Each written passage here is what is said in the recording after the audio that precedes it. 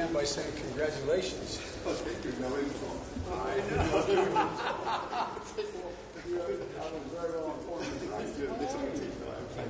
It's a pleasure to work with you in this building. Congratulations.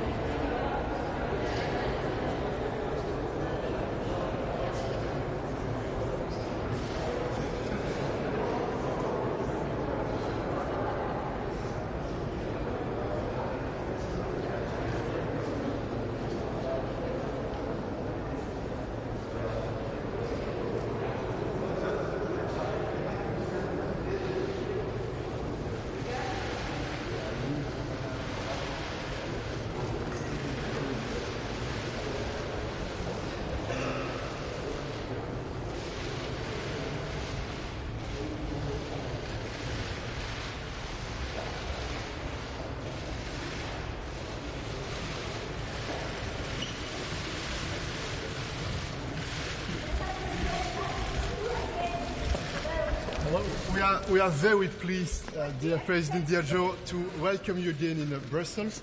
Your presence here and your participation in this European Council meeting is a very strong signal. Our unity is rock solid, and we are very pleased to coordinate, to cooperate with you. These are difficult times, challenging times, and we need to take the right and the intelligent decisions for the future, for the security, for the stability, and thank you for this excellent cooperation and coordination. Well, I came to congratulate a man who just got reelected without opposition. I dream about that someday. But look, from the very beginning, I was of the view the single most important thing that we have to do in the West is be united. I'm not saying that's not a euphemism. I mean it literally. Literally. I spent some time with Vladimir Putin back in November and December, and we had a conference in Switzerland at the time, and it was clear to me, and it was to you, that his intentions were very different than benign intentions. And one of the things that he's tried to do, his overwhelming objective, and I've been speaking about it for a year and a half, his overwhelming objective is to demonstrate that democracies cannot function in the 21st century because things are moving so rapidly, they require consensus, and it's too difficult to get consensus, and autocracies are going to rule. As a matter of fact, we've lost more democratic countries, fewer democratic countries today than there were 10 years ago.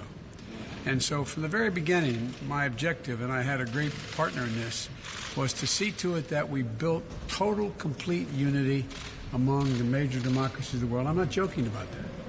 That's why I called just a couple weeks ago and asked NATO to set up a NATO meeting of the heads of state, and which took place today. And I fortunately was able to attend 2 other conferences. But my point is unity, unity.